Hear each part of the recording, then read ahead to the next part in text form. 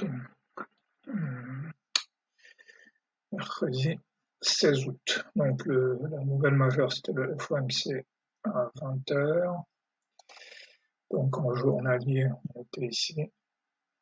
Là, on peut voir qu'on a tentative de remonter ici, tu baisses, tentative de remonter, tu baisses. Donc le plus probable, c'était que la baisse continue. On peut voir la même chose ici en H1.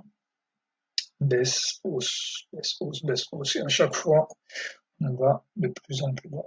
Donc ici, c'était pas improbable qu'on continue à baisser.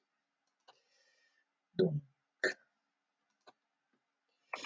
les scénarios, étant donné qu'il y avait un FOMC minute, le range était très probable. Donc, le premier scénario, c'était un retour sur cette zone, puis redescendre, attendre le FOMC minute ou alors continuer la baisse.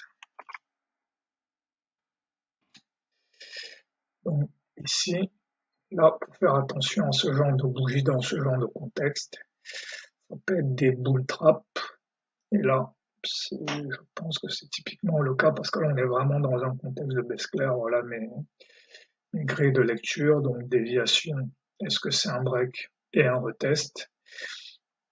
FOMC minute, on a le range et il y a le fait qu'on a une déviation sous BJP et là, on revient tester BJP. Donc tout ça, ça indiquait plutôt des ventes là. J'aurais pu vendre ici parce que là, le contexte de baisse était assez fort.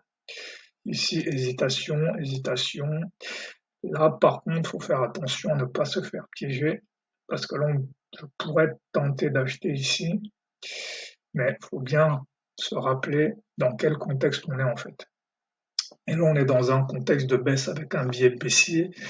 Donc là, c'est un peu l'inverse de ce qui se passe quand on est dans un biais acheteur, c'est que là, on va ignorer on va avoir tendance à ignorer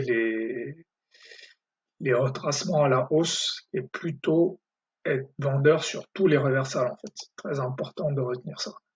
Donc là, pareil, là, éviter la tentation d'acheter ici parce qu'on est dans un contexte de baisse. Donc le plus probable, c'est que ça soit simplement un retracement et qu'on parte à la baisse.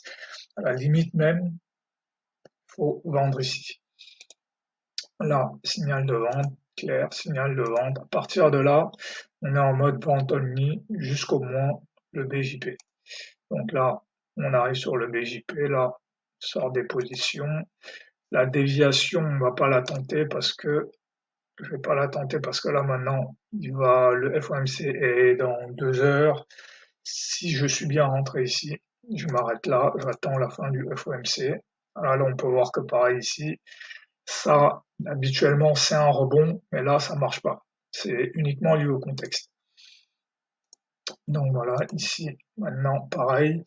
Ici, de toute façon, on est à 45 minutes du FOMC, donc je ne fais rien. Là, baisse, hausse. Ici, c'est un peu la même chose qu'ici. Je pourrais tenter d'acheter ici, mais pareil, il faut bien voir le contexte, il faut voir ce qui se passe. Là, on revient chercher le fair value gap qui est ici, et là, on ne le dépasse pas. Et là même, on a le rejet, donc ici, à partir de là, je peux vendre ici pour une leg 2. Donc, journée est assez simple parce que avant le FOMC, on a bien le range. Après, ici, ce qui est un peu technique, c'est qu'on a des bougies vertes qui ressemblent à des reversals. Il faut juste, une fois de plus, bien se rappeler du contexte, qui est un contexte de baisse. Donc, le plus probable, c'est que ça, ce soit des retracements et qu'on reparte à la baisse. Donc, voilà, dans l'ensemble, ce que ça donne. Ici, les reversals à la baisse sont assez clairs. Les baisses, les descentes algo aussi, bear flag aussi. Ce qui est vraiment un peu difficile à voir, c'est ces moments-là où on a des tentatives de retracement à la hausse qui sont en fait des, des trappes.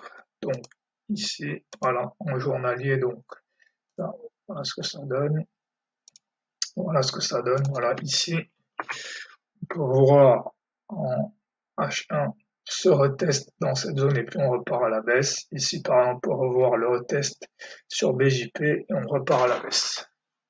Donc voilà, on peut voir ici aussi en J1.